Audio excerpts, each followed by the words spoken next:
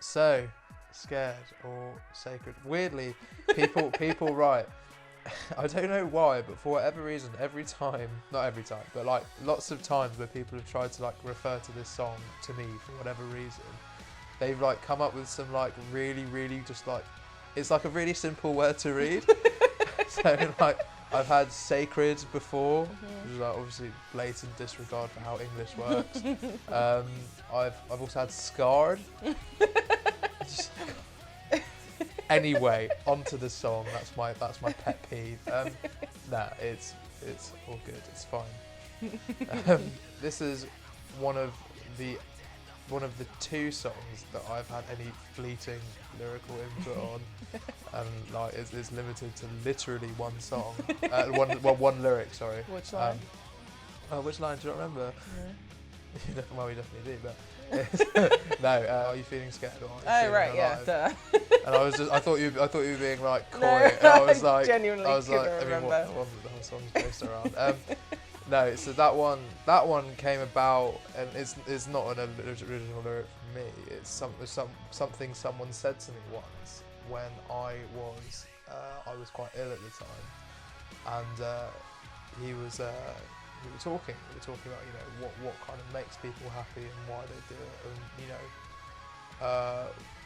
what people can hope to achieve, I suppose. And he said to me, I feel like the reason most people feel kind of dissatisfied with what they're doing is because when they find something that makes them feel alive, that's the lyric, it scares them, and they don't know what to do with it because they're so used to doing things that just haven't resonated with them, haven't identified with them.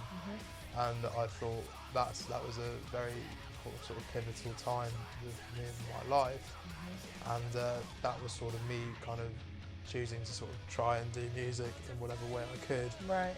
And I was like, well, music is the thing that gets me out of bed. And I've had a lot of like obsessions and like, you know, sports back in the day and whatever. Like there were a lot of things that I thought this is what I really want to do. Yeah. And when someone asked me that, I sort of realised that I would probably give it all up to do music, which is what I did.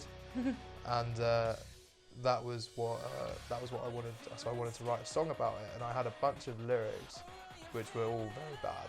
But that was the one line that we kept. Yeah.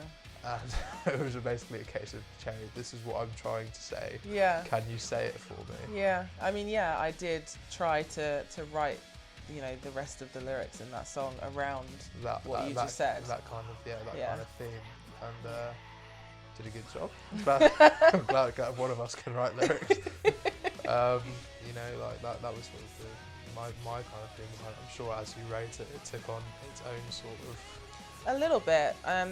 This was very much based on what the idea you originally had for it. Yeah. The only thing that I tried to do was broaden it a little, sure. so that people could take it and apply it to whatever they were dealing with. But one of the key things for me was to try and make it quite inspirational. Yes, and that's very apparent.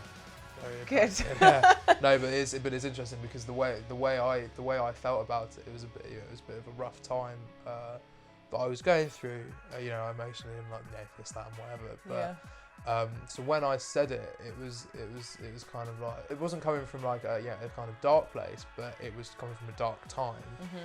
And you know, having come through that now, and I'm doing music and everything's great. Everything's great, guys. It was amazing. but having come through that, and seeing the other side, actually having people hear the song, looking back on it now, it's very much like fun and soaring as opposed to claustrophobic and dark, which was where it came from. Right. When I think about this song now, the first thing that comes to my mind is like great live song. Yeah. Because this is my other favourite live song, and this is the one that people kind of enjoy. Yeah. The big sort of, I don't know what it is, 808 leap at the beginning. Yeah. That's good fun. That's added like a whole other element, I think, to our music. Which may or may not be explored in future releases. Stay tuned. That loop was, I think, the last thing to get put on the album. Yes.